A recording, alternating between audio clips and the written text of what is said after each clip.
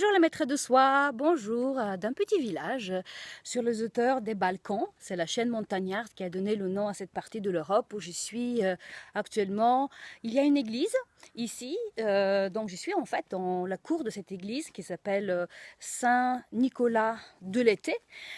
Ici, c'est très connu aussi pour le cimetière parce que là-dedans, il y a une tombe dans laquelle, qui est dédiée en fait de façon symbolique aux personnes qui ont quitté ce village en 1912 pour prendre le Titanic et pour aller en Amérique pour trouver fortune, parce qu'ici c'était assez pauvre. Donc voici cette tombe, hein. Vous voyez là, il s'est écrit avec des lettres dorées les noms de ces 8 personnes. Et voilà, et tous les ans, il y a une petite commémoration au moment du Titanic, le 15 avril. Voilà, c'est marqué ici. C'est dédié par les villageois à ces gens-là, le 15 avril 2012. En fait, ils ont fêté les 100 ans. Je viens ici de temps en temps parce que en fait, ma famille a une maison dans ce petit village qui s'appelle Gumushnik. Ça vient de la langue turque. Gümüş en turc veut dire de l'or. Apparemment ici, elle avait de l'or. Il y a une autre signification aussi. C'est un procédé pour produire du blé. Et ici, cette église, elle est fermée actuellement, mais il y a une dame dans le village qui a une énorme clé et qui l'ouvre. Et là-dedans, bien sûr, il y a une icône qui fait des miracles, comme beaucoup des églises et des monastères ici, donc en Bulgarie. Et la dernière chose que je voulais vous montrer avant de vous parler rapidement de pourquoi je fais la vidéo, c'est en fait, vous voyez cet édifice qui est juste à côté donc, de l'église et qui était l'école. Dans le siècle dernier et même avant, à l'intérieur vous avez des bancs avec du sable parce qu'à l'époque il n'y avait pas les moyens d'avoir du papier, ni des stylos, ni quoi que ce soit, donc ils apprenaient dans le sable, donc il effaçait chaque fois, voilà, pour apprendre les lettres cyrilliques. Et moi, quand je viens ici, en fait, je viens dans ce lieu qui est absolument extraordinaire.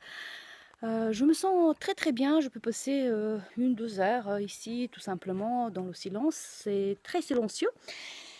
Mais en fait, quand je m'assois, je m'aperçois que c'est pas si silencieux que ça parce que il y a toutes sortes de petites bêtes. Il y a des fourmis, bien sûr, partout.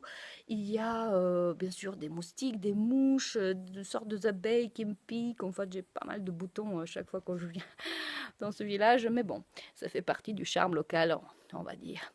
Mais ici, ce qui est intéressant, c'est que j'arrive à avoir ce silence à l'intérieur de moi que je cherche et qui est absolument essentiel pour trouver le calme en soi, pour trouver cette paix qu'on cherche.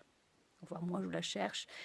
Et je vous souhaite que vous aussi soyez sur ce chemin-là de recherche du calme parce que c'est essentiel qu'on arrive à trouver un calme absolu intérieur et ne plus être agité, ne plus avoir toutes ces pensées qui circulent voilà, dans le cerveau, y arriver à avoir un niveau de ondes électromagnétiques. Vous savez, le cerveau fonctionne comme ça, il a les bêta, alpha, après il a les theta et les delta. Les bêta, c'est les plus rapides.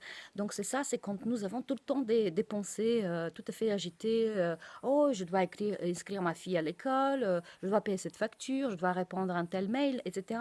Et c'est un flot incessant comme ça des pensées qui nous met dans un état d'agitation en permanence ou de stress carrément. Et quand on retrouve ce calme, on peut arriver à descendre, en fait, oui, de descendre, de calmer la vitesse de ces ondes, de bêta passer à alpha, donc être beaucoup plus lent, avoir une activité cérébrale plus lente, et puis à ce moment-là retrouver un calme, une paix intérieure ce qui fait qu'après, donc le stress est évacué, vous avez beaucoup moins de pensées, voire si vous n'arrivez pas du tout. Donc là, vous êtes vraiment dans un calme absolu. Et puis, c'est quelque chose qui est, moi, je trouve absolument délicieux d'être comme ça, ne serait-ce que quelques minutes. Donc, il y a le stress. Et puis, moi, ce que je cherche souvent, c'est aussi la concentration, parce que j'ai cette tendance à me déconcentrer. De procrastiner aussi, hein. Je remets ouais, souvent pour le lendemain des choses que je dois faire. Voilà, donc ça fait quelques jours que je procrastine de faire quelques articles que j'aurais bien aimé écrire. Et puis voilà. Donc je voulais vous dire ça et je vous embrasse très fort donc des Balkans en Bulgarie, de Gumushnik, ce petit village. Et je vous dis à très vite. Bye bye.